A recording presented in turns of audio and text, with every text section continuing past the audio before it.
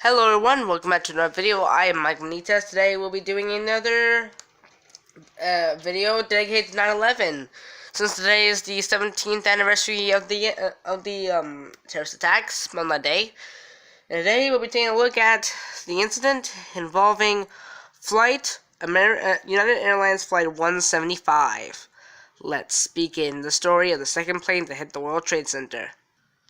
The plane that would eventually become Flight 175 was the plane with the serial number 1612UA.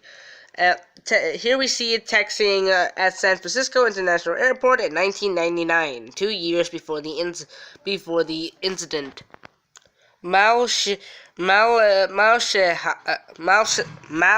Shehai was the lead ringleader in the hijacking of Flight 175.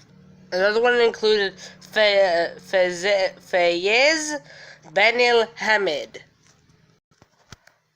Hamza al-Gamdai, Ahmed al-Gamdai, and Mohan al-Shirai. On the day of 9/11, United Airlines Flight 175 left Boston Logan International Airport at gate C-19. A flag was made on the spot to represent that plane, for it left that spot on the day of the flight of 9/11. There were 65 people aboard 175, along with the hijackers. What is interesting that during the hijacking of American Airlines Flight 11, the plane I talked about in the previous video, Flight 175 was asked to see the plane, which it did. It was the flight of the Flight 11 was flying at, and also move away from Flight 11 to not collide with it. It is unknown what time that the hijacking actually began, but it's said that it happened after 08:42 hours, I think. The pilots were killed instantly, and the passengers and the rest of the crew were ordered to the back of the plane. During the minutes right before Flight 175 hit World Trade Center 2, it almost collided with several other planes, including one that was flying from Milwaukee to New York. And unlike Flight 11, who had its transponder turned off, Flight 175's transponder was kept on. For the rest of the hijacking, 5 unsuccessful attempts were made to contact the plane from air control.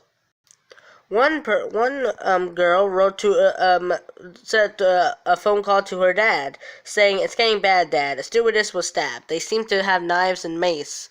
They say they have a bomb. It's getting very bad on the plane. The plane is making jerky movements. I don't think the pilot is flying the plane. I think we're going down. I think they intend to go to Chicago or someplace and fly into a building. Don't worry, Dad. If it happens, it'll be very fast. Oh my God! Oh my God! Oh my God!"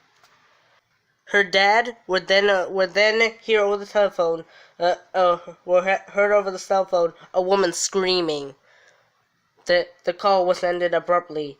This was the fate of United Airlines Flight 175. Flight 175 hits 2 World Trade Center, killing everyone on board, including the hijackers. It explodes into a gigantic fireball and dives nose first into the building.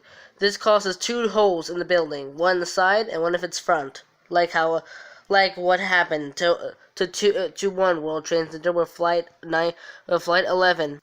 Pieces of the wreckage of Flight 175 were actually landed on the roof of 5 World Trade Center. Now at the museum, there are engine parts from Flight 175. Unlike Flight 11, that only showed a few moments of footage of the attack of the impact. There was actually many views of the crash of Flight 175. This is one of them.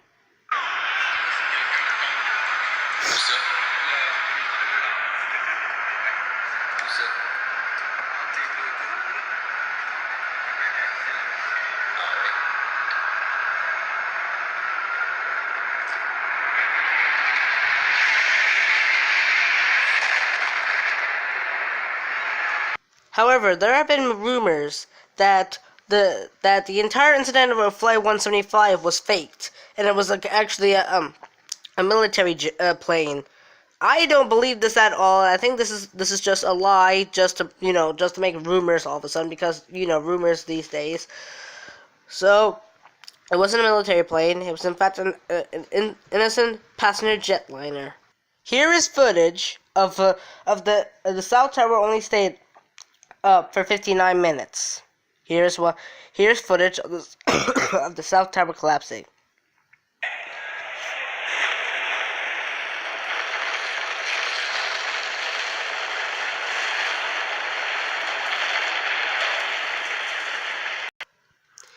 And here at the memorial is panel S2 about the people that died on Flight 175. Here are the two pads taken from Flight 11 and Flight 175 when they hit the towers. Thank you for enjoying this video of the second plane that was involved in 9/11. In the next video, we'll be talking about the third plane involved in 9/11 that hit the Pentagon. Flight 77. Thank you very much. I'm Michael, signing out on the story of the second of United Airlines Flight 175.